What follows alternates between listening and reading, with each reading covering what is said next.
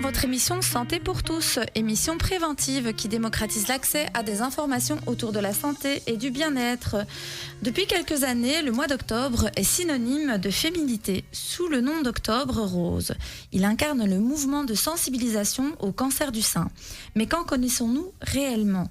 La campagne des rubans roses permet de sensibiliser le public à l'importance de l'auto-examen et du dépistage précoce, mais également de montrer notre soutien à toutes les personnes qui sont touchées par la maladie. En Belgique, une femme sur 8 est aujourd'hui encore touchée par le cancer du sein. Chaque année, ce sont plus de 10 000 nouveaux cas de cancer du sein qui sont diagnostiqués dans notre pays. Aujourd'hui, je serai également accompagnée de Basma Chalal, qui est mon assistante en psychologie. Elle accompagne actuellement les usagers au quotidien à l'espace santé famille. Et donc, elle participera avec moi. C'est elle qui a préparé l'émission, qui lui tenait à cœur. Et donc, elle participera à la co-animation avec moi. Donc, notre équipe a décidé d'inviter des spécialistes pour discuter de tout cela. Mais nous avons aussi un témoin clé qui a été victime et qui a été diagnostiqué d'un cancer ici, tout récemment, en septembre 2021. Donc, elle gardera l'anonymat, mais on peut dire que moi, je peux vous dire que c'est une dame qui est quand même jeune encore, et donc elle va nous partager un petit peu son expérience du vécu du diagnostic. Donc, nous avons invité le docteur Hilde Vernave, qui est gynécologue spécialisée dans le cancer du sein. Son expertise lui vaut de diriger depuis 12 ans la clinique du sein. Vous dirigez depuis 12 ans la clinique du sein, une des cliniques spécialisées de la clinique Saint-Jean. La clinique du sein traite quelques 125 patients par an qui bénéficient chacune de l'assistance d'une équipe de spécialistes, d'infirmières oncologiques, de psychologues et de kinésithérapeutes. Et si je ne me trompe pas, nous avons d'ailleurs une infirmière, Madame Gossens, qui travaille dans ce fameux service d'oncologie aussi, avec le docteur Vernave, c'est ça. Oui. Donc, nous allons parler un petit peu de l'importance de la prévention, de l'évolution du cancer du sein dans notre pays, de quelques chiffres récents concernant l'âge de plus en plus jeune d'ailleurs, et c'est assez impressionnant. Voilà. Je voulais aussi remercier donc du coup nos invités qui justement viennent aujourd'hui nous accompagner dans cette émission, et donc merci à vous d'être avec nous. Avec plaisir. Merci. Alors je vais commencer peut-être avec le docteur Vernave. Est-ce que vous pourriez nous expliquer concrètement qu'est-ce que le cancer du sein, parce que nos visiteurs ne savent pas vraiment, on entend cancer du sein mais on ne sait pas toujours ce que c'est, et alors quelques chiffres peut-être pour qu'on puisse comprendre. Oui, ok. Alors, le cancer du sein, en fait, c'est une tumeur maligne, nommée aussi un carcinome mammaire.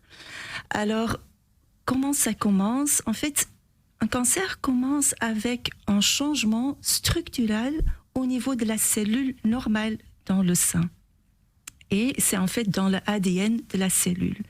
Et suite à ce changement, il y a par après une croissance, un développement un peu sauvage, un peu incontrôlé, et comme ça, il y a une tumeur qui va se développer. Mais c'est très important aussi de savoir ou de comprendre un cancer du sein, il y a deux grands groupes. On parle du cancer in situ. In situ, c'est en fait le mot latin pour dire sur place. Ça veut dire que c'est une cellule qui va se développer localement, qui reste dans le sein et qui n'a pas le potentiel pour aller dans d'autres organes. Par contre, un cancer invasif, c'est une cellule qui a le potentiel pour éventuellement d'aller dans d'autres organes et pour créer des métastases. Ceci dit, c'est dans la minorité des cas. C'est pas parce qu'une patiente a un cancer invasif que c'est d'office péjoratif. Non, pas du tout. Mais c'est ça essentiellement la différence. Et une autre partie, c'est il y a plusieurs types de cellules cancéreuses dans le sein. Le cancer du sein peut commencer dans les canaux galactophoriques, c'est les canaux de lactation. Et ça, c'est le groupe le plus important. À côté, et ça, on appelle un carcinome canalaire. Et à côté, l'autre groupe qui est aussi important, c'est le carcinome lobulaire. Et ça commence dans les lobes, dans le tissu mammaire, juste à côté. Bien sûr, il y a encore quelques d'autres types un peu plus rares, moins fréquents. Mais comme ça, on a déjà une idée. C'est marrant que vous disiez que c'est le canalaire qui est le plus souvent, parce qu'on nous dit souvent que les femmes qui allaitent pendant longtemps, elles sont un peu préservées du cancer du sein. Oui, mais il n'y a pas de relation entre les deux. C'est pas c'est pour ça que ça commence plus tôt. Ah, ce n'est pas parce qu'on va allaiter ou pas qu'on va avoir un cancer pas plutôt. Du tout, pas du tout. Vous parlez d'ADN, c'est peut-être inscrit un peu plus dans l'ADN aussi, en partie? L'ADN, c'est vraiment au niveau cellulaire, microscopiquement. Nous aussi, comme personne, on a notre propre ADN. Et on a tous nos mutations à nous. Voilà. Ouais, d'accord, ok. Ouais. Ok, ça va. Je ne sais pas si tu as des questions, peut-être pour Madame Gossens? Oui. Donc, pour Madame Gossens, en fait, je voulais demander, est-ce que vous aurez une idée de l'âge moyen? À quel moment on commence à détecter le cancer du sein, du coup? C'est une question difficile parce qu'on n'a pas vraiment un chiffre clé. Mais généralement, on va avoir la majorité de patientes entre 55 et 65 ans. Maintenant, on voit aussi des patients de 30 ans, des patients de 40 ans, des patients de 80 ans, de 90 ans. Et c'est vrai que souvent, les patients pensent qu'on n'attrape qu'un cancer du sein entre 50 ans et 70 ans, et ce n'est pas le cas. Ouais. Donc, l'âge moyen, c'est vrai que c'est plutôt des jeunes grands-mères, mais on a aussi des jeunes mamans et on a aussi des arrière-grands-mères. C'est vraiment important que les messages... Parce que le gouvernement prévoit les mammotests entre 50 ans et 69 ans, et ça peut pas être le message chez la population que voilà, c'est que entre ces tranches d'âge qu'on peut avoir un cancer du sein. Ça, c'est pas le cas. Par exemple, quand on prend des chiffres sur 100 000 femmes, il y a à peu près 300 femmes entre 50 et 55 ans. Mais quand on prend la groupe entre 45 et 50 ans, on arrive aussi à 250 personnes. Alors, la différence n'est pas hyper grande. Et c'est marrant parce que moi, j'ai toujours entendu, ma gynécologue me disait toujours, il faut commencer à faire une mammographie à partir de 35 ans. C'est tôt, ça? Ou... Non, une mammographie à partir de 35 ans, sauf dans des cas réservés qui sont vraiment... s'il y a des antécédents familiaux, je pense. Oui, tout à fait. Normalement, moi, je commencerai plutôt à partir de 40 ans. À partir de 40 ans. Avant 40 ans, il y a toujours les rayons d'une mammographie. Et on sait que les rayons sur des seins jeunes peuvent quand même avoir aussi ses conséquences. D'accord. Et du coup, moi, je me retourne un petit peu juste vers Madame, mais notre témoin clé, parce que vous avez quand même l'air jeune. Et du coup, par rapport au diagnostic, est-ce que vous faisiez des mammographies Est-ce que vous faisiez des mammographies avant d'être diagnostiqué ou pas forcément? Bon, pour vous dire la vérité, je ne sais pas c'est quoi le mammographie. C'est vrai. Donc, on vous en a jamais parlé. On vous en avait jamais parlé. Jamais. Ouais. Pourtant, je pars chaque année chez mon gynécologue, mais il m'a jamais conseillé de le faire. Il m'a jamais parlé de ça. C'était, comme on dit, chance au travail. Ma collègue, que je le remercie beaucoup, elle a dit qu'il a rendez-vous pour faire une mammographie. Et pendant la pause, j'ai dit, c'est quoi le mammographie? Il m'a dit, c'est ça, pour voir est-ce que tu as quelque chose dans tes seins, est-ce que tu n'as jamais fait. T'as quel âge? J'ai eu 42 ans. C'est jeune, oui. Mais j'ai dit quand même, je vais le faire. Tout de suite, j'ai pris rendez-vous. Ouais. Et quand j'ai été partie le faire, après, il m'a dit qu'ils ont vu quelque chose, mais ils ne savent pas c'est quoi, on doit faire le biopsie. Une biopsie, oui. Vous pouvez remonter juste un tout petit peu le micro, comme ça on vous entend bien. Voilà. Ouais. Et après 9 jours d'attendre, j'ai entendu les nouvelles. Et on a directement parlé d'un cancer ou on parlait d'une tumeur d'abord? Non, j'ai téléphoné à la gynécologue pour les résultats. Il m'a dit c'est bien un cancer. Ah oui. Et tout de suite, il m'a envoyé vers... On vous a orienté vers la clinique du sein alors directement? Ouais. Et ça, c'était tout récent, donc c'était en septembre 2021 que vous avez appris ce diagnostic, donc c'est vraiment tout frais. Et ça, quelque part, m'a frappé qu'une patiente de cet âge-là n'avait pas encore attendu c'est quoi une mammographie, c'est quoi une échographie. Et je crois que pour moi, pour cette émission, c'est le plus important, que voilà, tout le monde doit savoir que ça existe. On ne parle pas assez de ça. Moi, c'est vrai que c'est ma gynécologue qui m'en parlait régulièrement.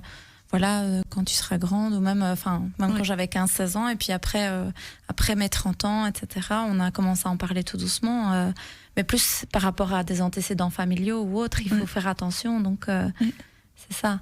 Et c'est vrai, mais finalement, c'est une collègue comme ça qui est venue en parler.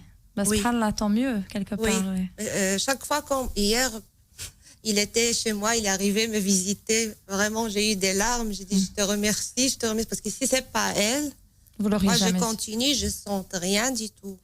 Vous aviez jamais remarqué qu'il y avait... J'étais hyper active, j'ai jamais été malade, j'ai jamais été... Rien. Je sens rien du tout. Vous aviez jamais remarqué quoi? J'ai pas de douleur, j'ai rien.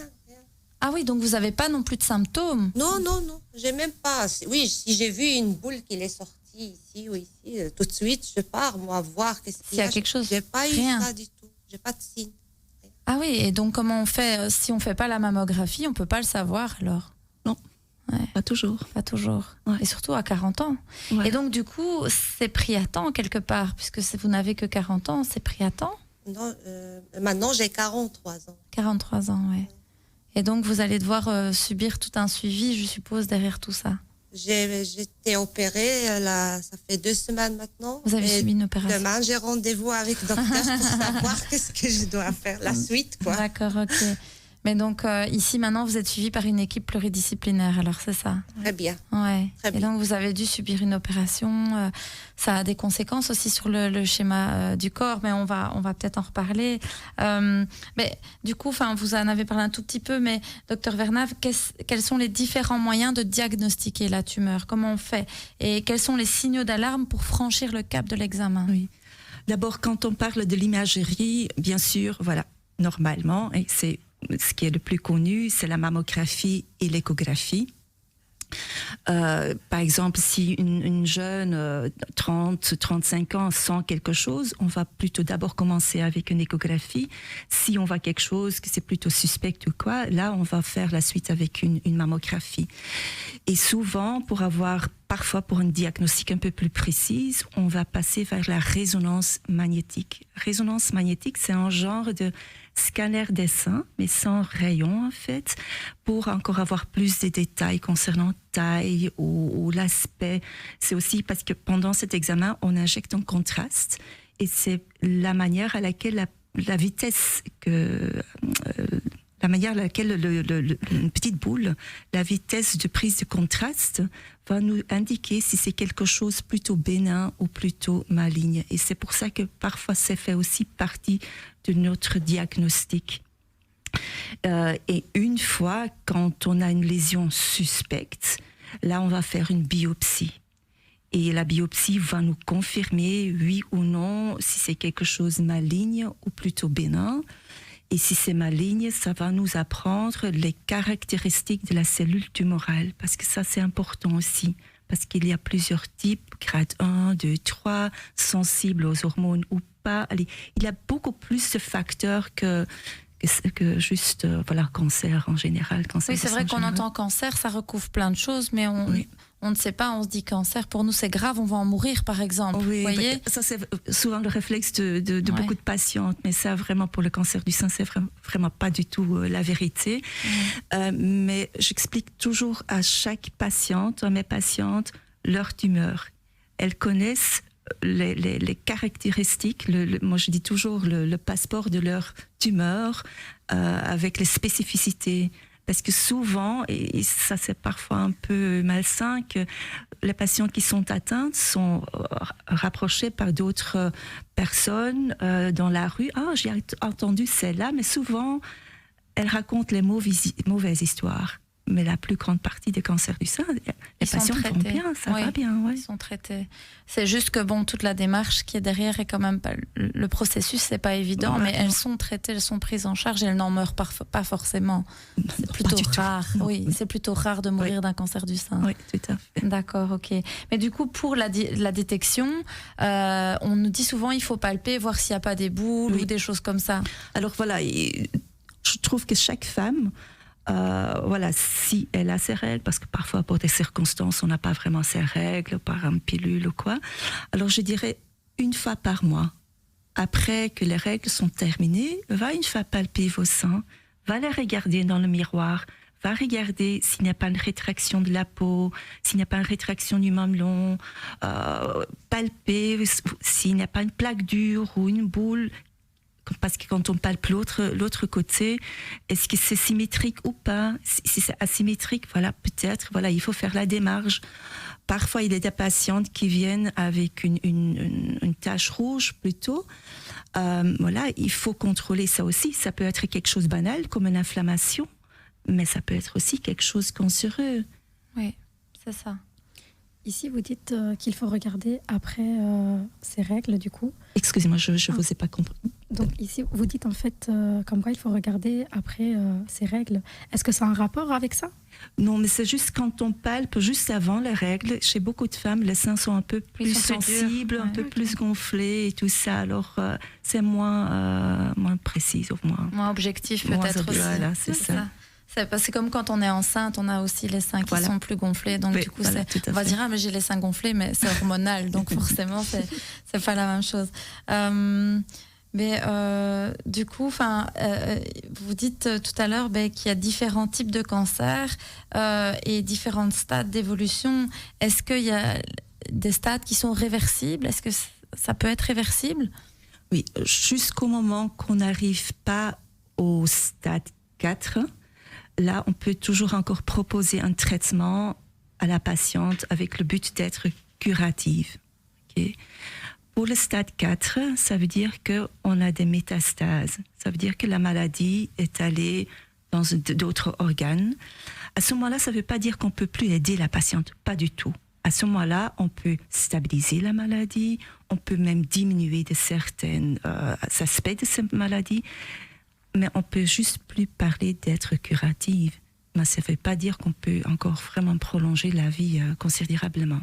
D'accord, donc ça c'est vraiment dans les cas les plus graves alors, oui. C'est ça. D'accord. Et ça c'est plus chez des femmes très âgées, je pense, non? Non, pas forcément. Non, pas forcément. Toujours. Non. Ça c'est aussi des fausses croyances qu'on peut avoir. Oui. Parce que moi j'en ai eu dans mes consultations, parce que je suis psychologue, mais en général elles sont très âgées, les dames qui ont des cancers très avancés du sein.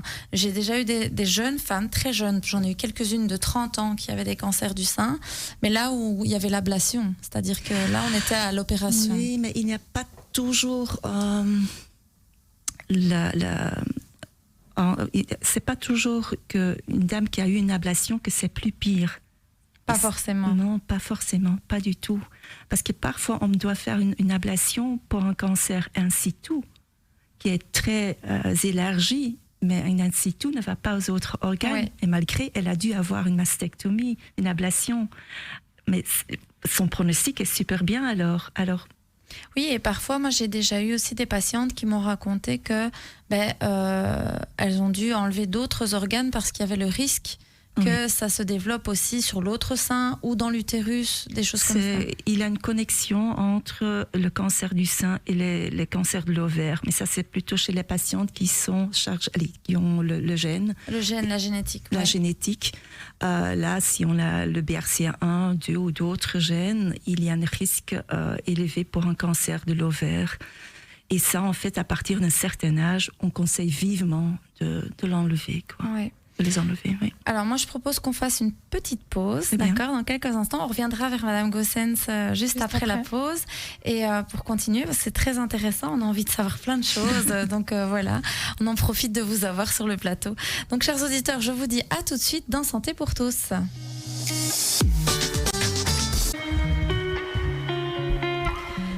Nous sommes de retour dans Santé pour tous. Aujourd'hui, nous parlons du cancer du sein avec nos spécialistes et nos invités particuliers. Donc, juste avant la pause, on a un petit peu posé le cadre. Qu'est-ce que c'est que le cancer du sein? Comment on peut le diagnostiquer? On a eu une très gentille dame qui nous a partagé un petit peu son témoignage, comment elle a appris finalement qu'elle avait un cancer. Et c'est vrai qu'en off, parce que vous écoutez pas tous les off, parfois nous on pose encore plus de questions en off et on en profite de l'avoir avec nous. On lui demandait, mais tiens, est-ce que vous vous sentiez malade ou pas bien, etc. Et vous nous aviez dit que vous étiez une femme hyper active en fait. Hyper active. Ouais, vous travaillez. Oui, je travaille comme tout le monde, quoi. Ouais. J'ai jamais été en congé maladie. Ah oui, en plus. Jamais, en plus. Ouais. Donc jamais. Toujours active. Même les week-ends. Et donc rien n'aurait pu laisser présager que vous aviez un cancer. Jamais. Il était même pas. Ouais. Et je suis une femme que j'utilise que des choses bio naturelles. Alors, ça n'a jamais été dans ma tête. Oui. J'étais choquée. Et donc, on ne vous a pas dit pourquoi vous l'avez développé. On ne trouve pas de raison particulière. Est-ce qu'il y a une raison particulière de l'avoir développé? Peut-être, si on peut dire, les pilules. La pilule contraceptive. Ou sinon des nerfs. Les nerfs, le stress. Le stress, oui. Ouais. Mais bon, on ne sait pas vraiment. On ne sait pas vraiment. On ne sait pas vraiment d'où ça vient, quoi. Ouais. Sinon, je mange équilibré. Je ne mange pas beaucoup de viande. Je ne mange pas de poulet. Que du poisson. Et j'ai diminué le sucre quand j'ai eu 40 ans. Ça veut dire, mais je ne sais pas. Ouais, j'étais choquée. Vous êtes quelqu'un qui fait de manière générale attention à son alimentation, etc. Et a priori, il n'y avait pas de symptômes physiques qui auraient pu laisser penser que vous aviez un cancer du sein. Non. Jamais. Ouais. Bon, alors je voulais quand même avoir aussi un peu l'avis de Madame Goossens. Oui, tout à fait. Donc, en fait, on voulait savoir qu'est-ce qui est mis en place pour la population quant au dépistage. Comment vous avancez dans ça, en fait? On essaye d'informer les gens, donc c'est un peu le rôle du généraliste et du gynécologue d'informer ses patientes par rapport à ça, mais aussi par rapport en tant que femme, je veux dire comme Madame la patiente ici dans le studio, elle informe ses collègues, donc on fait attention à soi, mais on fait attention aussi à ses sœurs, entre guillemets, donc c'est important d'être bienveillant envers soi, mais aussi envers les autres, et on ne va pas seulement chez le gynécologue pour avoir un bébé, mais on va aussi pour sa propre santé, quoi. Vous allez parfois dans les écoles ou les jeunes, parler aux jeunes femmes. Comment on peut atteindre les jeunes pour pouvoir leur parler justement du cancer du sein? Ce serait en effet une bonne idée je ne sais pas, par exemple, à l'école, moi je suis maman de 3 enfants, c'est vrai que j'ai déjà prévu des rendez-vous de mammographie à des copines d'école qui disent tiens, je suis inquiète, je dis pas de souci, je vous prévois un rendez-vous. Mais c'est vrai que la plupart des femmes gardent ça un peu pour elles, c'est un peu un tabou, elles sont gênées. Elles n'osent pas parler de ça. C'est un peu une maladie de personnes plus âgées.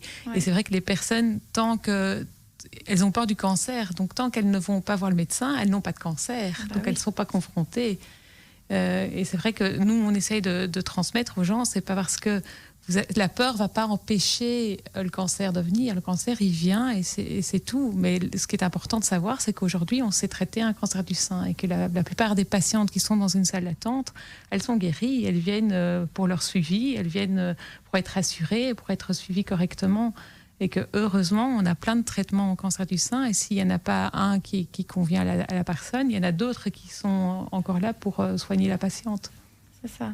Il y a quand même pas mal de femmes aussi, une fois qu'elles ont eu leurs enfants, elles ne retournent plus au gynéco, ou voilà, on n'en parle pas au médecin traitant, quoi. Alors la vie continue jusqu'on est confronté avec quelque chose. Et ça, c'est dommage aussi. Oui, c'est vrai qu'on va plus. Normalement, il faudrait y aller au moins une fois par an, oui. Donc dans l'idéal.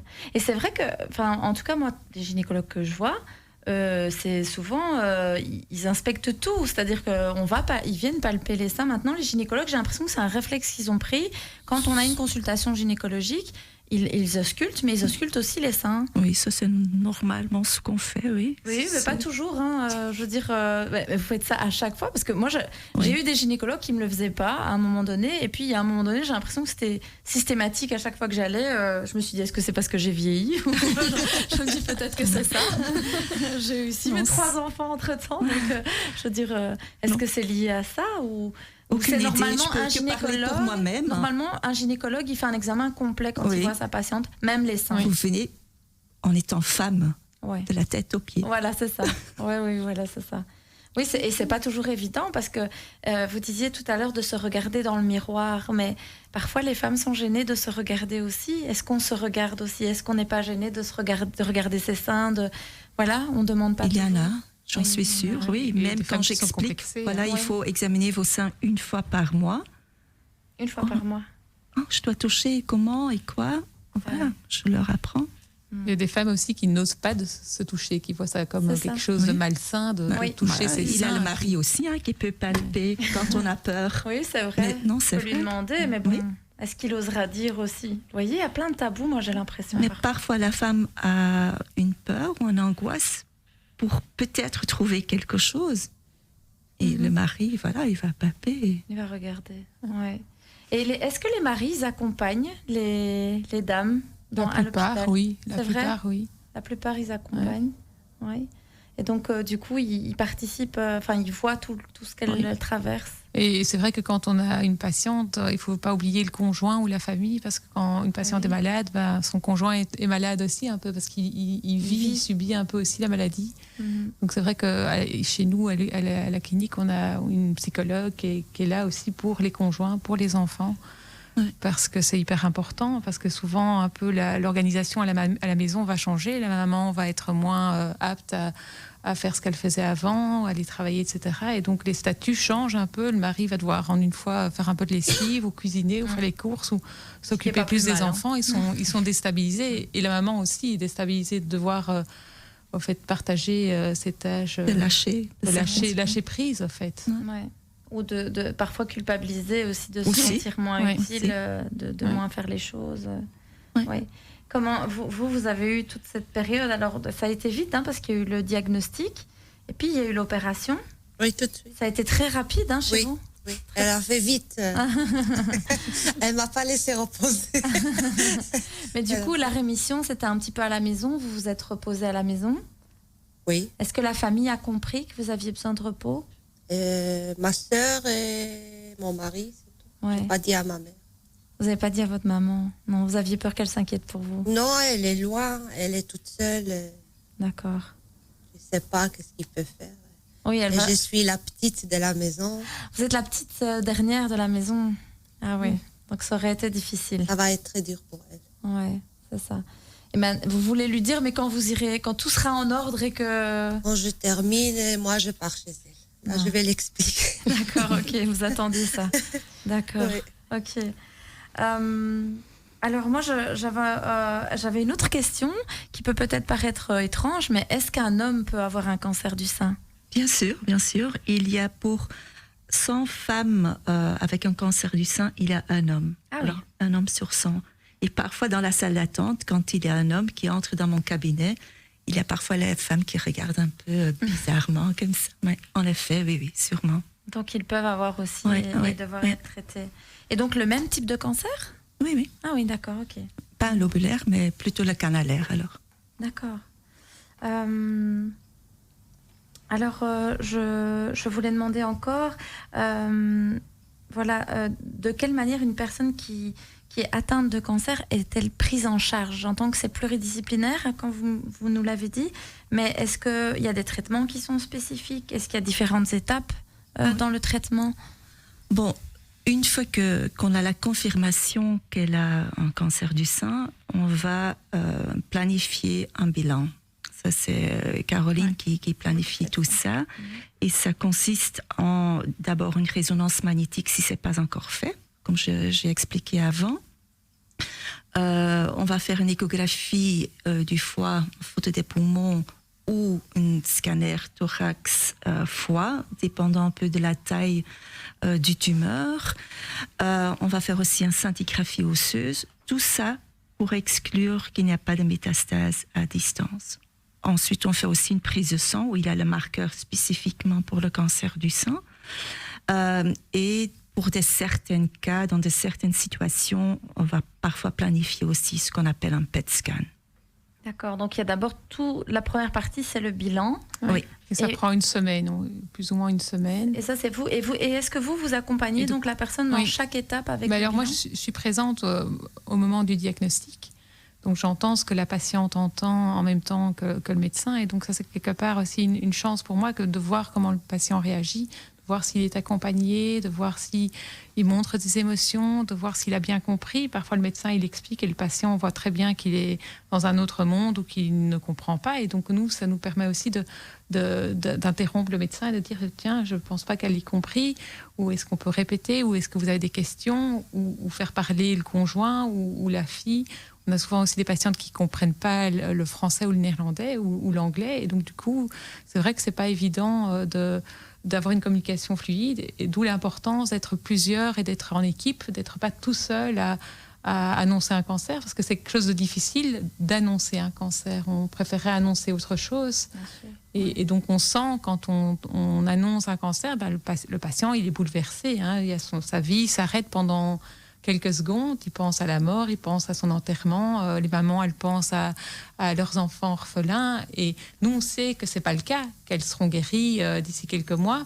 Mais elles sont là-dedans à ce moment-là. Et donc, d'où l'importance d'être là, de les accompagner. On a une psychologue qui est aussi disponible à tout moment. Donc, on peut aussi appeler en consultation ou faire voir le patient après la consultation.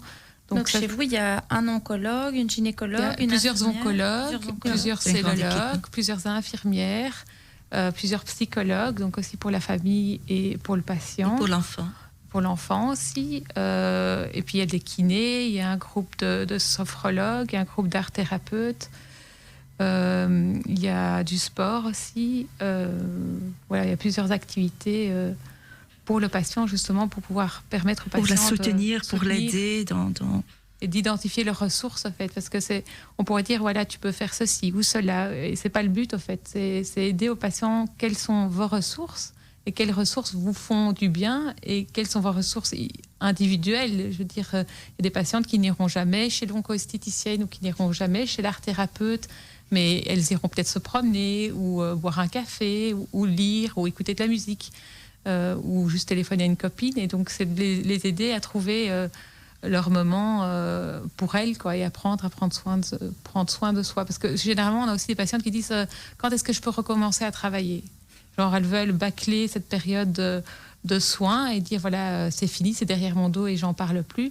Mais c'est pas le but de juste les opérer et de leur donner le traitement. C'est le but de se dire, mais tiens, vous êtes femme, vous êtes maman, mais vous devez aussi vous occuper de vous et prendre soin de vous. Mais surtout qu'on sait maintenant que la gestion émotionnelle, la force mentale, etc., ça permet aussi de guérir plus vite, d'aller mieux plus vite. On sait que la psychologie est très importante pour que la personne aille mieux et guérisse plus vite. Donc ça, c'est vrai que c'est... Essayer de pouvoir, par exemple, en parler avec d'autres patientes. Par exemple, notre psychologue, elle a créé un groupe de parole pour les patientes en dessous de 45 ans. Ah oui, c'est bien ça. Et vous avez assisté la dernière fois ? Oui, en petit groupe. C'est un petit groupe, mais c'est important pour échanger les émotions, pour écouter que une patiente a déjà subi ou comment elle a vécu tout ça. Je crois que c'est important. C'est très intéressant. Oui. Vous avez pu partager votre expérience avec d'autres personnes qui ont vécu. Oui, on était 6 ou 7, chacun son traitement, quoi. D'accord. Et ça t'encourage, tu vois, tu apprends beaucoup de cette maladie. Tu restes pas dans ta boule, tu vois. Je vais mourir, tu vois. Il y en a qui sont passés les étapes et qui sont guéris.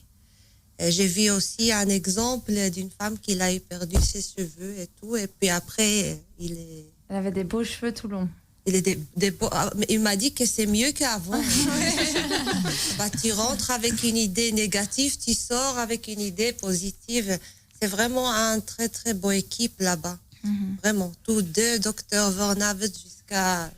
Vous pouvez dire que vous avez été bien prise en charge par rapport à... Très bien prise en charge. Oui, vraiment, quand je suis partie la première fois, la peur que j'ai eue, Dr Vernavet et Caroline, je suis sortie avec une autre idée. Apaisée. Même j'ai dit à Caroline, je pars faire couscous aujourd'hui. Ok, alors on doit faire juste une toute petite pause et on revient dans quelques instants, chers auditeurs.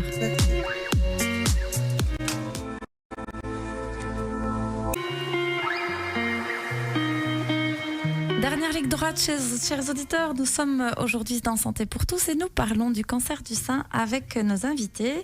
Moi, j'avais envie de poser une petite question à Madame Goossens. Comment ça se passe l'après-diagnostic ? C'est-à-dire, comment accompagnez-vous les personnes quand elles sortent de l'hôpital ? Est-ce qu'elles reviennent vous voir ? Est-ce que vous les appelez ? Est-ce que vous leur proposez des choses ? Vous en avez parlé un tout petit peu tout à l'heure, mais... Et donc, elles reviennent quelquefois après l'opération pour les résultats et pour le démarrage des traitements préventifs. Donc, il y a généralement de la radiothérapie et de l'hormonothérapie et parfois de la chimiothérapie. Et donc, moi, je vais les voir régulièrement, soit en chimiothérapie, soit à la radiothérapie. Mais le plus important, parce qu'on ne sait naturellement pas suivre 125 personnes à chaque consultation ou à chaque traitement, c'est de montrer qu'on est disponible, que ce soit par téléphone ou notre bureau est juste à côté des secrétaires. Ils savent qu'ils peuvent venir frapper ou venir poser une question. Là, j'ai vu encore aujourd'hui une ancienne patiente qui est guérie et qui est venue frapper à ma porte et qui dit « Je peux avoir un peu votre temps ?» Elle avait un problème avec son mari. Elle est venue s'asseoir 5 minutes et a dit « Mais tu sais pas ce que ça m'a fait de venir te parler 5 minutes. » Donc, c'est d'être là pour eux, d'être là à l'écoute, de pouvoir transférer une demande vers un médecin. C'est ça aussi, parce que les patientes, elles ne peuvent pas aller appeler le médecin ou envoyer un mail au médecin à tout moment. Et c'est notre rôle, le fait d'être l'interface entre le patient et le médecin. Et c'est vrai qu'on organise aussi des activités, en tout cas on stimule les patientes à faire des activités après cancer pour les stimuler à retrouver un bien-être. Donc il y a du sport à l'hôpital, il y a la revalidation oncologique, il y a de l'art-thérapie, ça permet de pouvoir exprimer ses émotions s'il n'y a pas moyen de les exprimer verbalement. Il y a la sophrologie, il y a la psychologue qui reste pendant 2 ans accessible pour la patiente. Certaines patientes plus longtemps, on fait parfois des exceptions. Le massage. Il y a les massages aussi avec Sandra qui sont gratuits, et les conseils beauté, etc. Elle organise des ateliers, il y a les groupes de parole. Qu'est-ce qu'on a encore Et vous vous rendez disponible, quoi. En fait, c'est ça. Moi, le plus important, c'est d'être là et de montrer qu'on est disponible. On sera plus disponible pour les personnes qui sont isolées. On a des patientes parfois qui n'ont pas de mari ou pas de famille ou qui ne connaissent pas la Belgique, qui arrivent ici. Et c'est pouvoir donner notre temps à ces patientes-là. Je voulais vous demander aussi, docteur, à partir de quand on dit qu'on est guéri finalement? C'est une question difficile. Mais je dirais officiellement, on parle toujours de 5 ans. Pourquoi? Parce qu'après 5 ans, le suivi un peu plus poussé, parce que les 2 premières années, on est suivi une fois tous les 3-4 mois. Entre 2 et 5 ans, c'est une fois tous les 6 mois. Et après 5 ans, c'est une fois par an. Et souvent, après les 5 ans, il y a une bonne partie des patientes, l'hormonothérapie qui peut être arrêtée. Voilà, c'est pour ça qu'on met provisoirement les 5 ans. Est-ce qu'on peut dire 100%? Ça, c'est difficile. Et à partir de quand on peut faire alors une chirurgie réparatrice, pour réparer ce qui a été peut-être abîmé s'il y a eu une opération? Bon, ça dépendra un tout petit peu du traitement qu'elle a reçu ou qu'elle va recevoir. Par exemple, si on doit faire une tumorectomie. Une tumorectomie, c'est juste enlever la boule avec une marge de sécurité autour. Mais si c'est une boule quand même avec une certaine taille, à ce moment-là, on va directement remodeler le sein. Qu'on a un sein avec un volume et un aspect normal. Pour les patientes qui doivent avoir une mastectomie, alors l'ablation du sein, voilà, là, ça dépend tout petit peu du traitement qu'elle va avoir, aussi de l'attente de la patiente. Alors parfois, on le fait tout de suite, et parfois c'est après 1 an ou 2 ans, dépendant tout petit peu aussi comment la patiente elle le vit aussi. Comment elle le vit et qu'elle prend son temps, et parfois c'est qu'après 5 ans, quoi. Alors oui, c'est vraiment patiente dépendante. Et par rapport à la cicatrisation, quand même dire, de plus en plus on va plus pour la reconstruction soit immédiate. Ou un peu différée, c'est-à-dire après les traitements qu'on va faire la reconstruction. Mais ça ne veut pas dire, par exemple, si on ne fait pas une reconstruction immédiate, ça ne veut pas dire qu'on ne peut rien faire. Parfois, on met déjà une petite prothèse provisoire pendant l'opération pour garder le plus possible de sa propre peau et pour déjà créer un certain volume. Et pour faciliter alors la reconstruction dans un deuxième temps, quoi. Et si ce n'est pas le cas, il y a la bandagiste qui vient toutes les semaines et qui propose une prothèse externe Et donc, c'est vrai que les patientes, quand on va les voir en chambre et qu'elles peuvent essayer ce soutien-gorge avec la prothèse externe, elles se sentent différentes parce qu'elles revoient un galbe à travers le t-shirt. Et l'extérieur ne voit rien. L'extérieur ne voit pas. Et elles le savent parce qu'elles sentent bien qu'elles ont perdu leur sein. Okay. C'est juste la confrontation quand elle est chez elle, devant le miroir. C'est parfois difficile et chez une patiente, ça va déjà mieux que par rapport chez l'autre. Oui. On accompagne aussi le mari. On demande au mari d'assister à la consultation post-opératoire ou à l'hôpital. On fait en sorte que le mari vienne à l'hôpital et alors on ouvre le pansement avec le mari. Comme ça, la confrontation est pour le couple en même temps. Et la femme n'aura pas peur de se dire mais qu'est-ce qu'il va penser ? Il va trouver ça horrible, il va plus vouloir me toucher, etc. Donc on prend l'étape pour le couple et pas pour la personne individuelle qui va devoir le proposer à la maison toute seule dans sa salle de bain. Je me souviens que j'avais eu un couple très mignon où le mari disait mais moi je désire toujours autant ma femme et parce que on avait parlé de cette fameuse reconstruction et je demandais à madame mais tiens est-ce que c'est important pour vous et elle me faisait alors après le mari dit oh bah moi je m'en fous hein. Il me dit moi ma femme elle me plaît il y a pas de problème donc ça changeait rien pour lui en fait il la trouvait toujours aussi belle et il n'y avait pas de souci dans l'intimité entre eux et du coup elle n'avait pas fait cette reconstruction mais ça ne les dérangeait pas. Oui, il y a des femmes qui choisissent de suivre la nature, de se dire voilà j'ai été malade, j'ai donné mon sein pour être guérie et je laisse les choses comme ça. Et je me suis acceptée comme ça. Voilà. C'est important de les accompagner aussi dans ce deuil, de cette...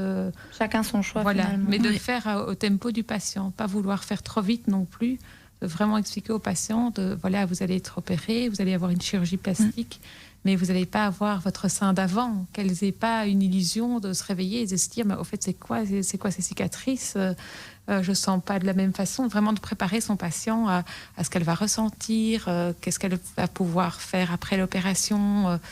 Moi, j'avais une patiente qui m'avait aussi rigolé, qui m'avait dit ah ben c'est chouette parce que du coup maintenant moi je me suis refait 2 nouveaux seins quoi. Elle m'avait rigolé. Enfin, c'est bon. Après c'est une manière à elle d'exprimer, je suppose, de rigoler de sa blessure et de sa souffrance. Mais en même temps, elle me disait j'ai pu faire de la chirurgie esthétique gratuitement et d'avoir parce que ça coûte quand même assez cher de se faire refaire les seins normalement, mais sauf si on a un cancer du sein, à ce moment-là, on peut faire de la chirurgie réparatrice.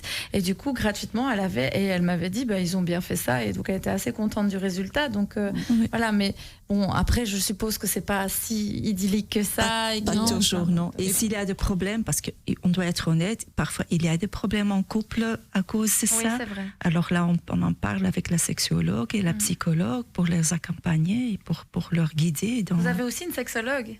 On a une sexologue en gynécologie qui... Oui, c'est chouette. Ouais. Je ne sais pas si on peut encore demander... oui, peut-être... qu'est-ce qu'on pourrait dire à ces femmes ? Enfin, comment elles pourraient peut-être... tourner la page, qu'est-ce qu'on pourrait dire, je sais pas, vous avez un peu préparé l'émission aussi, Basma. Oui, mais en fait moi j'avais une petite question je trouvais super importante et qu'on n'a pas encore abordée en fait, mais c'est plutôt, en fait souvent le cancer du sein il est associé à la peur de perdre en fait certains marqueurs comme une atteinte à la féminité. Donc en fait j'aimerais bien savoir comment vous procédez pour aider les personnes à ça en fait, comment on les prépare à se dire je ne perds pas de ma féminité, je suis toujours moi-même et même avec cette maladie, il n'y a rien qui va changer. Oui, je pense qu'il y a des choses qui changent d'office par la maladie, par l'opération, mais c'est de dire aux patientes, aux dames elles ne sont pas que femmes par leur sein, elles sont femmes parce qu'elles sont, c'est la personne. Par la vie qu'elles ont, par les enfants qu'elles ont, leur couple qu'elles ont. Et c'est vrai que c'est un symbole de la féminité, symbole de la lactation, c'est de la maternité, et que c'est vrai que c'est un deuil quand on perd une partie de son sein, c'est de se dire je dois faire un deuil par rapport à toutes ces étapes, mais on reste femme. Pour certaines femmes, c'est plus important que d'autres. Il y a des femmes qui disent moi, enlevez-moi tout de suite, les 2 en même temps. Et puis d'autres, c'est un grand tabou, on peut même pas les toucher. Mais c'est de les aider à reprendre confiance en elles, de savoir qui elles sont, qu'est-ce qu'elles aiment, qu'est-ce qu'elles aiment faire dans la vie, quels projets elles ont dans le futur aussi. C'est pas simplement être dans le physique, on essaie de les accompagner dans l'émotionnel, dans ce qu'elles ressentent. Et il y a parfois des gens qui savent pas ce qu'ils ressentent. Ils se sont jamais posé la question sur leur vie. Hein. Et c'est parfois via le cancer du sein qu'elles se disent mais ça m'a donné quelque chose en plus. Parfois avec la confrontation, qu'on a une maladie, qu'on a un cancer du sein, on va une fois regarder sa vie différemment, et il va quand même relativiser certaines choses et mettre tout un peu en perspective dans sa vie. Ouais. Madame, est-ce que vous pensez qu'il y a encore trop de tabous sur ce cancer-là? En fait, j'ai aucune idée parce que ça, c'est la docteure qui va me dire. Moi, je sais pas. Par exemple, est-ce que vous trouvez que les femmes, elles en parlent pas trop, entre elles? Parce que là, c'est une collègue qui vous en a parlé. Est-ce que vous avez l'impression que c'est quelque chose qu'on parle pas, on discute pas, que c'est un peu chouma, vous voyez? C'est un peu. On parle pas de ça. On parle pas de ça. Non. Pas, absolument, on parle pas de ça. Même en famille, on peut pas parler de ça. On peut pas parler de ça. Ah non, il faut pas parler de ça. Ouais. C'était juste comme ça par hasard. Comme on est en équipe, elle doit partir et nous, on doit faire son travail. Ils viennent me prévenir comme quoi, moi, je vais partir, j'ai un rendez-vous avec... je dois faire une mammographie. Et là, moi, par curiosité, j'ai dit, c'est quoi le mammographie? Ah bon, tout le monde, il me regarde. Mais c'est bien, vous posez la question. Oui, je ne sais pas c'est quoi le mammographie. Ouais. Moi, je suis quelqu'un que j'aime bien faire des analyses, des prises de sang chaque année. J'écoute la radio de ça, je parle, prendre rendez-vous, je le fais. Mais c'est dommage qu'on ne parle pas en famille, surtout entre femmes dans la famille. Oui, c'est vrai. C'est frappant, je trouve. Et c'est dommage, surtout. Oui, et je remarque aussi, ma maman, par exemple, elle a de la famille qui a eu des cancers. Et quand je lui demande, mais elle a eu quel cancer? C'est l'utérus ou les ovaires? Et elle ne sait pas me le dire. Ouais. Donc ça montre que cette génération-là, c'est encore fort tabou. Ouais. Oui, on n'en parle pas et c'est vrai que... Moi, je crois que c'est très tard. J'avais une grand-mère, une arrière-grand-mère qui est morte d'un cancer du sein. Et c'est vrai que quand j'avais demandé, on me dit « on est mort d'un cancer ». Mais on ne dit pas que c'est un cancer du sein. et donc après, quand nous, on doit chercher pour voir un petit peu s'il y a eu des antécédents ou pas. Par exemple, dans la recherche pour la génétique, pour la généticienne, c'est important de savoir les antécédents familiaux. Et voilà, pour ça, elles doivent se parler. Oui, tout à fait. Est-ce que je voulais quand même, on va devoir tout doucement terminer l'émission et je vous remercie sincèrement d'avoir participé. Mais est-ce que vous auriez chacun un petit conseil à donner à nos auditeurs? Je vais commencer avec madame. Est-ce que vous avez un conseil pour les gens qui nous écoutent? Surtout les femmes. Moi, j'invite toutes les femmes de penser faire la mammographie à l'âge de 40 ans, comme la docteure il a conseillé, parce que moi, je ne connais pas. Parce que je veux plus... une femme, il fait la même erreur que moi. Oui. Ils doivent se conseiller, ils doivent s'informer. Maintenant, avec toute la technologie qu'on a, ils doivent pas hésiter. Ils doivent pas écouter les autres, parce qu'il y en a des femmes qui disent que à cause de la mammographie, ça sort le cancer. Alors, il faut plus le faire. Non, il faut pas écouter les autres. Il faut tout de suite aller le faire. Et quand il n'y a rien, après, ça sera après 2 ans. Oui, c'est tous les 2 ans qu'on peut le faire, alors la mammographie. Ouais. Ok. Comme ça, il évite d'avoir des chocs comme que j'ai eu moi. Bah oui, c'est vraiment un grand choc, surtout que c'est récent. On vous remercie vraiment d'être venu à la radio pour partager ce témoignage. Et on espère que votre témoignage pourra aider d'autres personnes justement à ne pas avoir, comme vous dites, ce type de choc ou être dépisté à temps, au bon moment. Ça, c'est vraiment important. Ça, c'est important. Oui. Alors, je retourne vers le docteur et l'infirmière. Bon, je crois que ça va un peu dans le même genre. Mais voilà... palper les seins, pas avoir peur de votre corps, écouter votre corps, et s'il a le moindre souci, même si vous avez l'air que c'est banal ou quoi que ce soit, n'hésitez pas de faire une petite visite, faire à la limite une petite échographie qui est non invasive si c'est nécessaire. Mieux vaut rien que quelque chose finalement. C'est pas grave si on se déplace chez le médecin et qu'il n'y a rien. Au moins, on a fait quand même un petit test. Oui, pour voir si tout allait même bien. si le médecin va pas faire un examen technique et il va juste dire voilà, c'est ça ou ça, il n'y a rien. Mais au moins, on se laisser contrôler, va demander et on va donner une suite à ça. Ok. Moi, je dirais d'oser d'en parler, que ce soit un médecin, à une gynécologue, de nous appeler. Moi, je reçois tous les jours des coups de téléphone de patientes. Encore aujourd'hui, une patiente qui disait j'ai 33 ans, j'ai une copine qui a eu un cancer du sein, du coup, je m'autopalpe tous les jours, qu'est-ce que je dois faire ? Donc, je dis, mais vous n'allez pas vous autopalper tous les jours. Allez voir votre gynécologue, faites une petite échographie. Comme ça, vous êtes rassurés et puis vous voyez votre suivi. Donc, c'est d'oser en parler, d'oser poser cette question-là au gynécologue. Si tout va bien, tout va bien. Il ne faut pas chercher non plus. Mais c'est oser nous appeler. Nous, on a un téléphone qui est fait pour ça. Tous les jours, j'ai des patientes qui téléphonent pour une petite inquiétude. Généralement, c'est rien. Et puis, des fois, c'est quelque chose. Et heureusement qu'elles ont... C'est le téléphone de la clinique du sein. C'est le téléphone de l'infirmière. Et alors, on peut vous appeler pour vous poser des questions. Vous pouvez transmettre le numéro ici ? Alors, c'est le 02 221 90 42. Et donc, ça, c'est le numéro de l'infirmière. Et son numéro direct. Voilà, c'est pas le numéro des visites de mammographie, échographie. Donc, je ne vais pas donner des rendez-vous ponctuels pour des gens qui n'ont pas d'inquiétude. Ça, c'est le numéro du secrétariat. Mais des gens comme cette fille qui téléphonait aujourd'hui parce qu'elle avait une copine qui avait un cancer du sein et que, du coup, elle pensait qu'elle allait aussi l'attraper, entre guillemets, et qui ne savait pas quel suivi il fallait faire à 35 ans. C'est des questions importantes parce qu'à ce moment-là, je dis allez voir votre gynécologue. Et aussi, par exemple, quand on a palpé quelque chose, quand on a palpé une boule et on téléphone dans une clinique, n'importe laquelle, et on dit voilà, vous pouvez venir dans 3 mois, ça, il ne faut pas accepter. Il faut dire écoutez, non, je suis inquiète. Je suis inquiète. Voilà. Oui, il faut clairement dire je sens une boule, je suis inquiète. Est-ce que je peux avoir une échographie ou voir un médecin spécialisé dans le cancer du sein ? D'abord voir un médecin qui va prescrire l'examen. Mais pas juste dire j'ai besoin d'une échographie, parce que la secrétaire n'a peut-être pas posé la deuxième question. Êtes-vous inquiète ? Moi, je pose toujours êtes-vous inquiète ? Si la patiente répond oui, c'est qu'elle est inquiète. Sinon, on ne répond pas. Alors, je vous remercie vraiment. Merci à Basma aussi de m'avoir assistée pour aujourd'hui. Merci à chacune. Et je rappelle que l'émission, c'est tous les jeudis de 18 à 19h dans Santé pour tous. Et que je vous retrouve la semaine prochaine aux mêmes heures sur les ondes d'Arabelle au 106.8.